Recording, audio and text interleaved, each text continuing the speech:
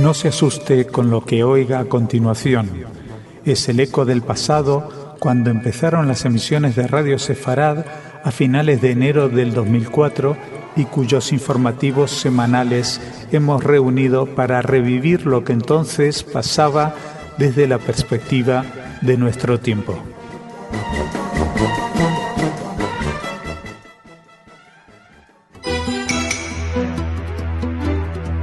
Señoras, señores, bienvenidos a nuestro espacio informativo. Les vamos a hablar de las relaciones entre Israel y Egipto, además de cómo resuenan tambores de guerra con respecto a Irán.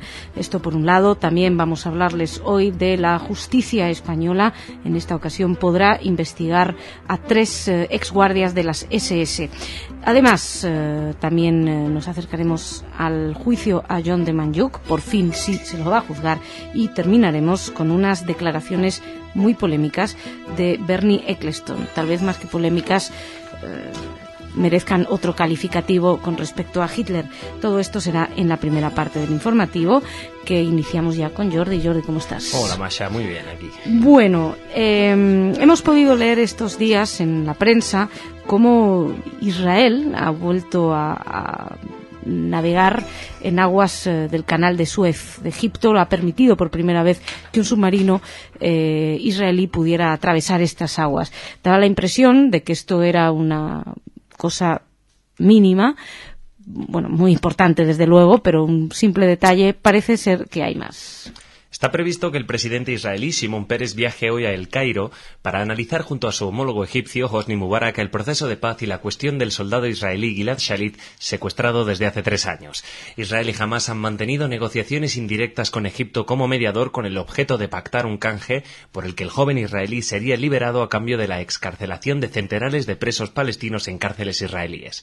Por otra parte, el vicepresidente de Estados Unidos, Joe Biden, dijo en una entrevista difundida este domingo por televisión que su país no se interpondrá en el camino de Israel con relación a las ambiciones nucleares de Irán. Sí, las palabras exactas del vicepresidente, es que Israel puede determinar por sí mismo cuál es su interés y qué debe decir en relación a Irán o a cualquier otro país. Dijo que, estando o no de acuerdo, ellos tienen derecho a hacerlo. Cuando una nación soberana toma una decisión, Estados Unidos no puede dictarle qué es lo que puede y qué es lo que no, ya que son ellos quienes ven amenazada su propia existencia. Así se manifestaba el vicepresidente en el programa This Week de la cadena ABC. Y mientras esto sucedía, esto decía el vicepresidente, nosotros teníamos esta noticia con la que hablábamos de que Israel volvía a navegar por aguas del canal de Suez, y en el diario La Vanguardia, Enrique Zimmerman explicaba cómo también Arabia Saudita habría dicho que podría ceder su cielo, permitiría que aviones de la Fuerza Aérea Israelí sobrevolaran su territorio en caso de tener que atacar instalaciones nucleares iraníes. Así se podía leer en el periódico británico The Sunday Times, que daba bastante que pensar con los movimientos que estaban teniendo lugar en la zona. Y ahora les hablamos de justicia.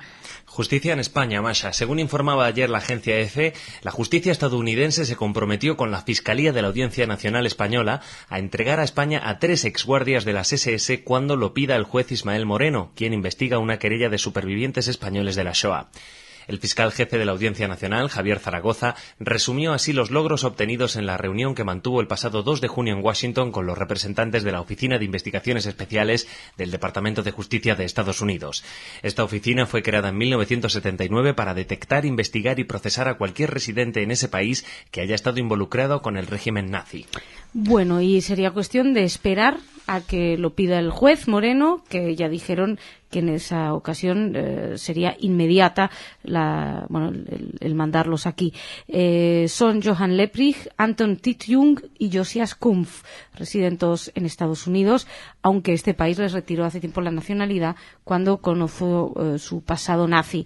La Fiscalía pidió además al magistrado que dicte una orden de detención internacional y de ingreso en prisión contra ellos por complicidad en genocidio en Mauthausen, Sachsenhausen y Flossenburg, en los que estuvieron prisioneros más de 7.000 españoles. El juez todavía no ha resuelto la petición, está a la espera de la traducción de una serie de documentaciones.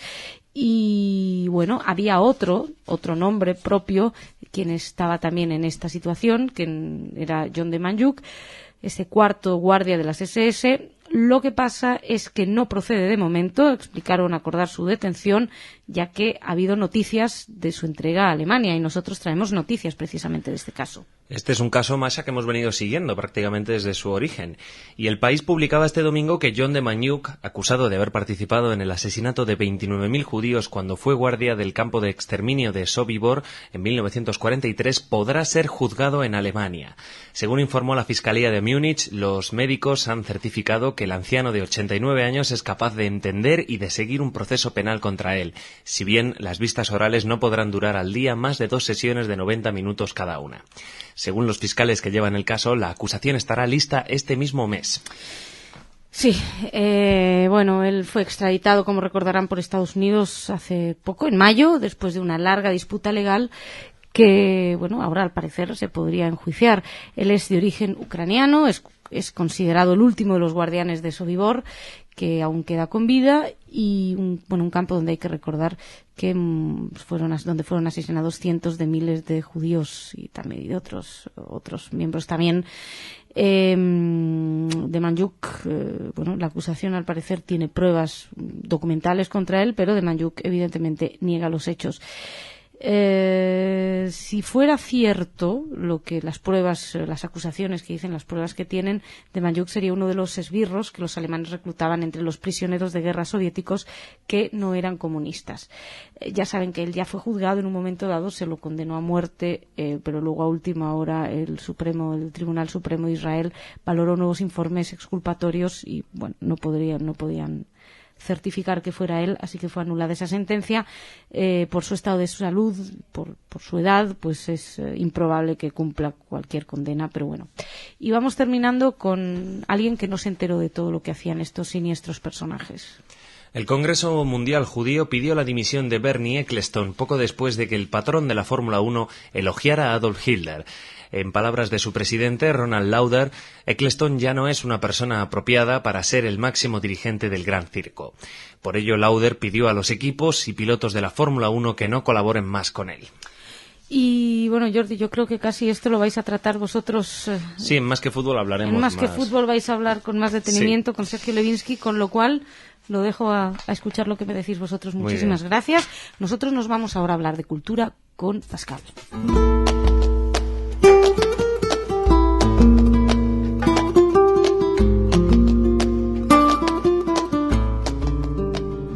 Pascal, bienvenido. Hola, Masha. ¿Cómo estás? Muy bien. Bueno, cuéntame, ¿qué tenemos? Pues tenemos un curso de verano para variar, porque estamos en verano.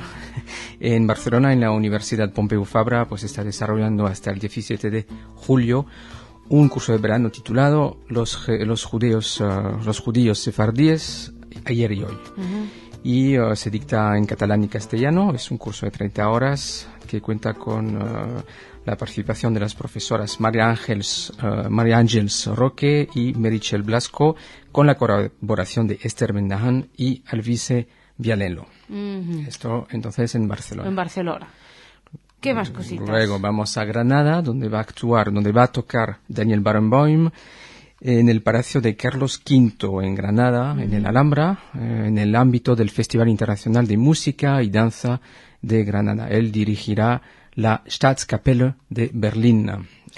¿Sabemos si va a venir Barenboim a Madrid también este verano? Él suele venir con la orquesta. No he oído hablar, pero bueno, mantendremos a los oyentes informados. Estaremos enterados, desde Entonces, los días van a ser 11, 12 y 13 en Granada. Bien. Y para terminar, vamos a París, donde se ha inaugurado la semana pasada, y esto va a ser todo el verano, una exposición sobre la obra y la vida de Joseph Roth. Bien. Y se llama la exposición Joseph Roth, el exilio en París entre 1933 y 39. Y esto va a ser hasta el 27 de septiembre de 2009. Como saben nuestros oyentes, es el escritor austríaco uno de los más famosos del siglo XX, y por cuestiones evidentemente políticas tuvo que refugiarse en París, donde vivió una vida muy ajetreada y donde siempre denunció el auge del nazismo desde París. Muy bien, Pascal, pues muchísimas gracias. Ya sabemos dónde podemos ir en estos días. Señoras, señores, muchas gracias por su atención. Aunque viajen a París, a Granada, a Barcelona, sigan escuchando Radio Sefarad, que aquí seguimos con más noticias. Gracias.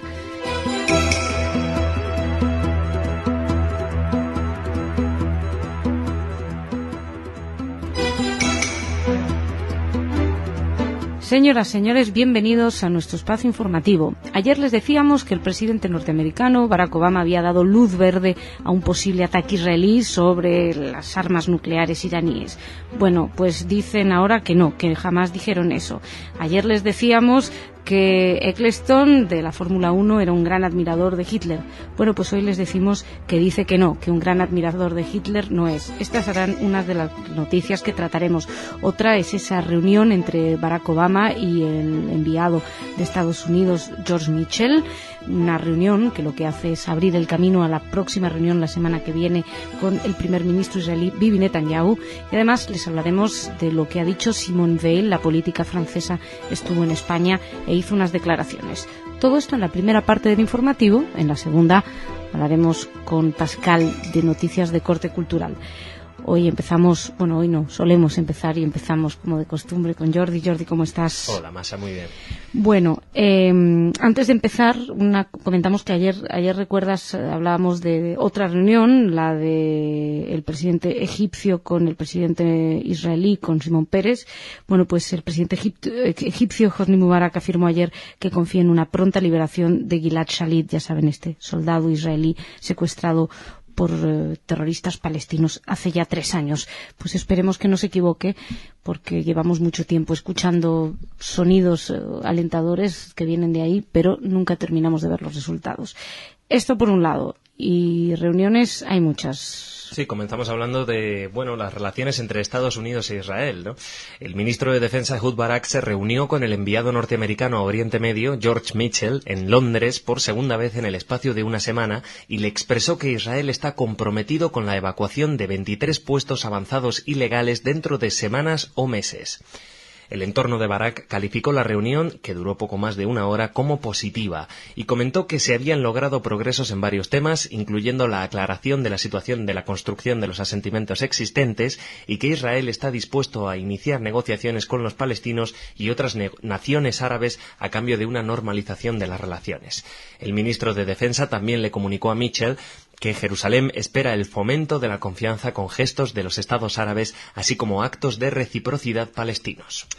Bueno, Israel exige, como saben, entre otras cosas, que los palestinos reconozcan que Israel es el hogar nacional del pueblo judío. Además, tienen también una respuesta inmediata sobre lo que va a suceder en Gaza y con Hamás. También quieren, que se reconozcan futuros acuerdos con el fin al conflicto. Además, el jefe del gobierno israelí, Netanyahu, convocó en su despacho al denominado sexteto ministerial, que son los ministros más allegados a Netanyahu, para analizar este encuentro entre Barak y George Mitchell. Y seguramente habrán hablado de Irán también, porque sospechamos que se habla todos los días y nosotros no vamos a ser una excepción. También en una entrevista concedida a la CNN y emitida este lunes, donde el presidente estadounidense Barack Obama rechazó haber dado luz verde a Israel para atacar Irán y así evitar que continúe con sus ambiciones nucleares. Mientras, funcionarios de la Casa Blanca se negaron a comentar sobre el contenido de las conversaciones entre sus funcionarios y los israelíes sobre Irán. Por su parte, funcionarios israelíes explicaron que el primer ministro, Benjamin Netanyahu, y sus principales asesores no solicitaron oficialmente ni la ayuda ni el permiso de Estados Unidos para un posible ataque militar sobre las instalaciones nucleares de Irán, ya que temen que la Casa Blanca no lo apruebe. Pues ya ven. Todos dicen que no, que nunca en ningún momento se ha dado esa luz verde. De hecho, el presidente norteamericano destacaba que jamás se dijo, que es importante, que hay que ser claro en este asunto, y que Biden lo único que dijo es que no se puede dictar a otros países qué es lo que deben de hacer en materia de seguridad.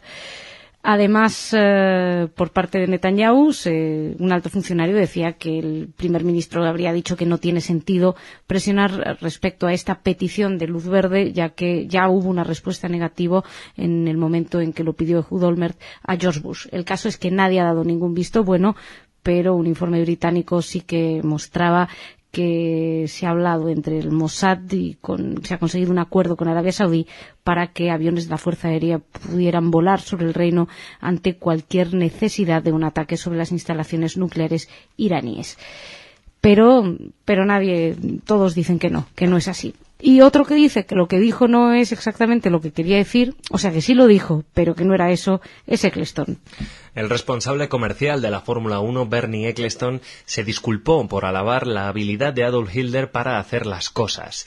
Ecclestone, de 78 años, hizo estas declaraciones en una entrevista publicada el sábado en el diario Times. El Consejo Central de los Judíos de Alemania instó a las escuderías a boicotear la Fórmula 1, y los medios alemanes también informaron de que Günther Oettinger, el primer ministro del estado de Baden-Württemberg, había cancelado una reunión con Ecclestone por dichos comentarios. Bueno, Ecclestone en eso fue honesto y dijo, no es que la cita esté mal dicha, es lo que dijo, pero también añadió, no es lo que quería decir. Lo dice también en el Times, se disculpa en el mismo medio donde hace las primeras declaraciones. De hecho, el artículo comienza con las palabras, primero, una disculpa. Según explica, intentando arreglarlo, que a veces casi pues el silencio hubiera sido un mejor sistema de solucionarlo, dice que a lo que se refería es que, que él obviamente no apoya las atrocidades de Hitler, que lo que decía es que durante los años 30 Alemania afrontaba una crisis económica, pero que Hitler fue capaz de reconstruir la economía, construir las autopistas, la industria alemana, y que se refería a eso cuando dijo que supo hacer las cosas. Él añade que es un admirador del buen liderazgo de los políticos que se mantienen en sus convicciones y que dicen la verdad a sus votantes, que no es un admirador de los dictadores que gobiernan mediante el terror. Vamos, que Hitler hizo carreteras y que entonces es un gran tipo y que para qué se van a enfadar con él si, la verdad, vosotros ya lo hablasteis, Jordi, con sí. Sergio, y pues hay poquito más que decir de este caso. Y si te parece, terminamos con las palabras de Simone Weil, que sabe muy bien de qué está hablando Ecclestone y del horror lo que significa. La expresidenta del Parlamento Europeo y Premio Europeo Carlos V 2008, la francesa Simone Weil, defendió preservar los lugares de la memoria referidos al exterminio de los judíos durante el nazismo para evitar que vuelva a suceder algo parecido en la Europa de la democracia. Weil pronunció la conferencia inaugural del seminario doctoral y curso internacional de verano Memorias y lugares de memoria en Europa, que se desarrolla durante 3 días en el Real Monasterio de Yuste, en la provincia española de Cáceres. Este seminario está organizado por la Universidad de Extremadura y la Fundación Academia Europea de Yuste. Y nosotros en Radio Sefarad podremos escuchar las palabras que pronunció Simone Weil, todavía no lo tenemos, pero en breve en actos en directo podrán escucharlo en francés y en la traducción que se hizo de sus palabras. También hay que destacar, la figura de Simone Weil es por muchos conocida, es una mujer que fue deportada a Auschwitz en el 44 junto a su familia y luego fue presidenta del Parlamento Europeo, además de una ministra muy importante de Asuntos Sociales en Francia. Y ella se ha convertido en una voz que intenta recordar lo que fue el espanto, y ella misma lo dice, que es una responsabilidad de todos garantizar la permanencia de la memoria y de los recuerdos, y que para ello pues hay que aplicarse en construir museos, escritos, testimonios, porque queda muy poco tiempo de esta cava para transmitir lo que se ha vivido. Y Jordi, muchísimas gracias. Nos encontramos mañana. Yo ahora me voy con Pascal a hablar de cultura.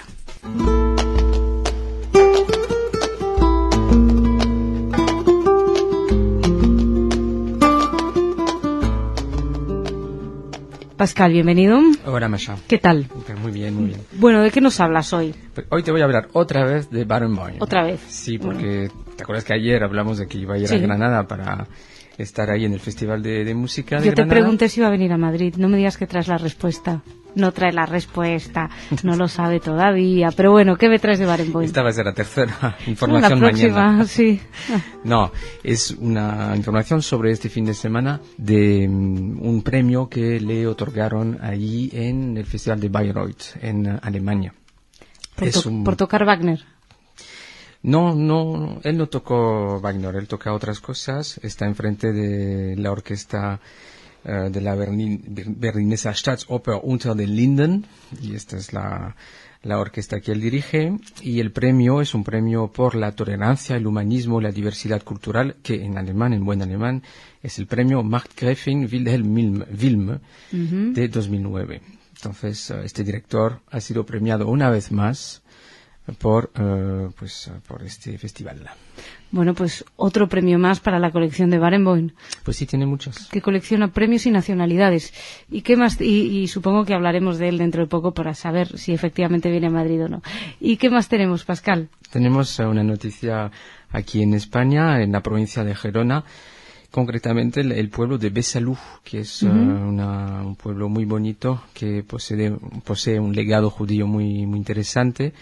Pues ahí mismo, este viernes, el día 10 de julio a las 8:30, en la plaza de la sinagoga, va a dar Vicente Zalaya, que es un editor y un librero muy especializado en el judaísmo y en el sefardismo, va a dar una charla ahí mismo titulada La huella judía en la península ibérica.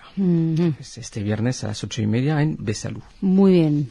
¿Y qué más? Y para terminar, quisiera decir a los oyentes interesados en el arte pictural que pueden ver dos nuevas obras, una de Modigliani y una de Chagall, concretamente El violonista de Cabeza Verde, en el Museo Guggenheim de Bilbao, en el ámbito de una exposición nueva que tiene lugar ahí hasta el 10 de enero. Pues mucho tiempo hay. Hay tiempo para una escapadita, los que no estamos ahí, para escaparnos. En el ámbito de esta exposición que se llama De lo privado a lo público, las colecciones Guggenheim.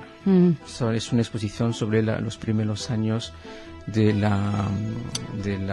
Museo Guggenheim en Nueva York. Buenísimo, pues muchísimas gracias, Pascal. Nos encontramos mañana, tú, yo y Barenboim, seguramente. Seguramente. Señoras, señores, muchísimas gracias por su atención. No nos falten mañana.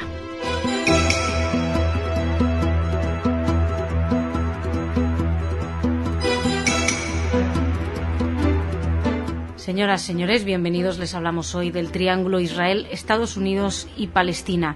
Además, traeremos una noticia arqueológica y no podemos evitar volver a hablar de Eccleston. Ya verán cómo se puede meter la pata una y otra vez y, como dirían en Argentina, mostrar la hilacha, es decir, demostrar lo que uno es en el fondo. Todo esto será en la primera parte del informativo. En la segunda, como de costumbre, Pascal nos traerá noticias culturales. Empezamos junto a Jordi. Jordi, ¿cómo estás? Hola, Masha, muy bien. Bueno, decía triángulo Israel, Estados Unidos, Palestina. Parece ser que habría noticias respecto a los asentamientos. Bueno, según publicaba ayer el diario Ma'ariv, Israel habría conseguido un acuerdo por parte de Estados Unidos para que pueda continuar la construcción de 2.500 casas en los asentamientos situados en Cisjordania. El portavoz del gobierno israelí, Mark Regev, respondió que Estados Unidos e Israel intentaron encontrar un punto en común sobre la cuestión de los asentamientos, aunque afirmó que no comentaría el informe publicado en la primera página del diario Ma'ariv, que además no cita fuentes. Este informe sigue a una declaración realizada por el ministro de Defensa, Ehud Barak, al primer ministro, Benjamin Netanyahu, sobre las conversaciones que mantuvo el pasado lunes en Londres con el enviado estadounidense en Oriente Próximo, George Mitchell, para poner fin a una división con Washington sobre sus peticiones para una congelación de los asentamientos. Estas 2.500 casas son casas que están en proceso de construcción y que Israel explica que no puede detenerse según la propia ley israelí. Ma'ariv además informaba de que estas viviendas están en 700 edificios en diferentes asentamientos y que Washington habría acordado, siempre según estas informaciones sin dueño, sin fuentes, que habría acordado la finalización. Y Yediot Ahronot, el otro gran diario en Israel, iba en el mismo sentido, pero con más prudencia, era más cauto y señalaba que Israel y Estados Unidos estarían cerca de un acuerdo sobre los asentamientos. Hablaba de la misma cantidad de asentamientos, de esos 2.500 casas. Ya saben que por parte palestina esto no basta. Ellos quieren la congelación de todos los asentamientos, todas las construcciones. Y eso no gustaría a los palestinos, pero probablemente sí el otro campo en el que está habiendo ciertos avances. La agencia ANSA informaba ayer de que un comité interministerial presidido por el primer ministro, Benjamin Netanyahu, determinó una serie de facilidades para la población palestina en Cisjordania.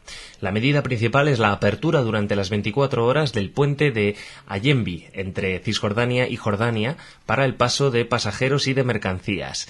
Por otra parte, la comisión interministerial, de la que forman parte los ministros de Defensa Ehud Barak, de Exteriores Avigdor Lieberman y de Desarrollo Regional Silvan Shalom, ordenó que Israel coopere con la Autoridad Nacional Palestina para la realización de 4 iniciativas económicas. Bien, ya saben que una de las grandes apuestas es incentivar, ayudar a la población en Cisjordania, ayudar a Al-Fatah, ayudar a Mahmoud Abbas a reforzar su liderazgo dentro de su propio país, de su campo, para luchar también contra el extremismo que llega desde Gaza, desde Hamás. En ese sentido irían estos movimientos. También se había llegado a un acuerdo con los Estados Unidos en ayudar a los palestinos a que vivan un poco mejor. Hasta ahora el paso de Allenby funcionaba hasta 20 horas, hasta las 8 de la tarde, perdón. Ahora mismo va a estar abierto todo el tiempo. Según una Radio Jerusalén, si esto resulta positiva, la medida va a ser extendida a otros pasos fronterizos. Además, el gobierno israelí, por otra parte, aprobaba también una serie de proyectos para modernizar en Cisjordania las redes hidráulicas, eléctricas y mejorar también los caminos para el pueblo palestino, para los palestinos. Este es el camino que habían marcado tanto Benjamin Netanyahu como el presidente Barack Obama y como el presidente Mahmoud Abbas, y esperemos que avance por ahí. Y ahora vamos a hablarles de alguien a quien apenas traíamos aquí, pero que la verdad es que se va mejorando día a día con sus declaraciones. Hablamos del señor Eccleston. Y al ser informado en esta ocasión de que el Congreso Nacional Judío había pedido su dimisión por sus famosas declaraciones sobre Hitler, hablamos de ello ayer, el patrón de la Fórmula 1, Bernie Eccleston, declaró que es una pena que no se dediquen a arreglar los bancos. Cuestionado sobre qué quería decir con esta afirmación, respondió que los judíos tienen influencias en todas partes. Las declaraciones de Eccleston, que llegan después de haberse disculpado por las anteriores, son especialmente relevantes cuando el próximo fin de semana se disputa el Gran Premio de Alemania de Fórmula 1, un país donde estas cuestiones son un tema especialmente sensible. Uh-huh. Bueno, hay que destacar que el Daily Mail, que es donde hizo estas declaraciones, ¿no?, diciendo que los judíos se dediquen a arreglar el banco, el Daily Mail, decíamos, es un periódico serio en Gran Bretaña, y tituló la entrevista días después, abro comillas, tituló la entrevista días después de halagar a Hitler, ahora Bernie Eccleston echa a los judíos la culpa de la crisis. Bueno, sus declaraciones lo retratan, hablan por él, no vamos a hacer más hincapié, pero es una verdadera vergüenza. Y terminamos con esas noticias que nos gustan, Jordi, arqueología.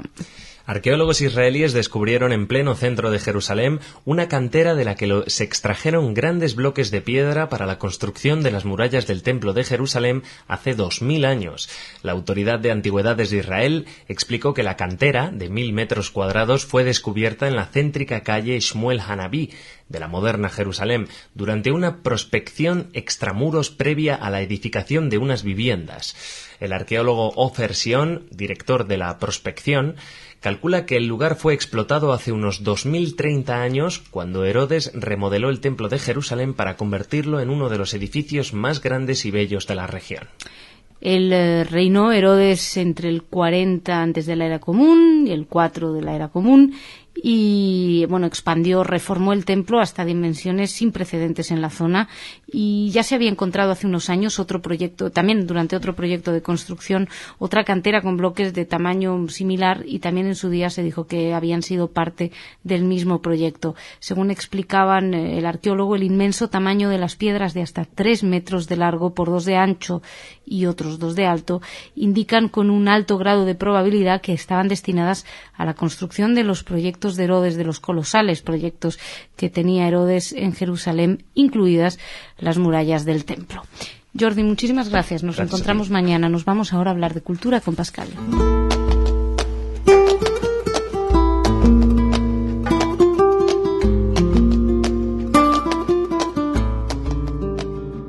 Pascal, bienvenido. Hola, Masha.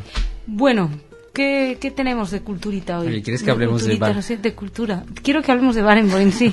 Ya te veía venir. Cuéntame. Es el tercer día. Es que un día sin Barenboim es como un jardín sin flores. Bueno, por fin voy a dar la noticia que va a venir a Madrid, efectivamente. Viene a Madrid. El 5 de agosto, bueno, a las 22 horas, en la Plaza Mayor, con su orquesta West Eastern Divan. Bien. Esto va a ser entonces dentro de 3 semanas. Dentro de 3 semanas, perfecto. Pero bueno, quería abrir sobre todo con... ¿Sabemos qué va a tocar? Sí, sabemos que va a tocar obras de Franz Liszt y de Berlioz. Vaya, yo pensaba que me lo ibas a traer mañana. Quiero cualquier excusa para hablar de Barenboim. ¿Qué más tenemos? Pues tenemos una noticia también de España, de León.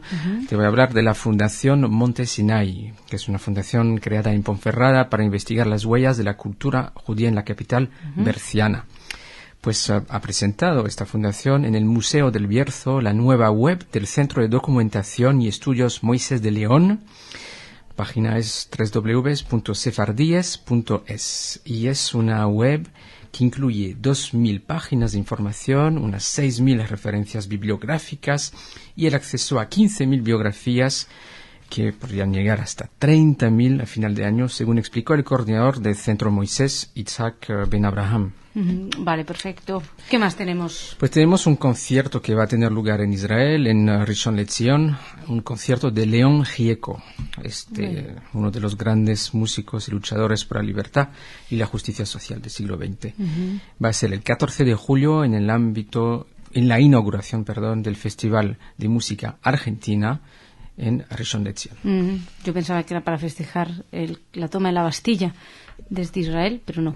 No, va a haber otras cosas en Francia. No, digo por lo del 14 de julio, aunque eso. toca en Israel. ¿Y qué más? Pues nos quedamos en Israel y esta vez en Jerusalén porque se ha abierto hoy, el 9 de julio, se abre la 26ª edición del Festival Internacional de Cine de Jerusalén. Y que se clausurará con un acto de entrega de premios el 18 de julio, o sea, son 10 días. Y la primera obra que se expone es una película israelí que se llama Sipur Gadol, una gran historia de Sharon Maimon y Erez Tadmor. Buenísimo, pues muchas gracias, Pascal. Te espero mañana y señoras, señores, muchas gracias a ustedes también, a los argentinos, feliz 9 de julio y a todos, argentinos y el resto de los ciudadanos del mundo, los esperamos mañana aquí en Radio Sefarad.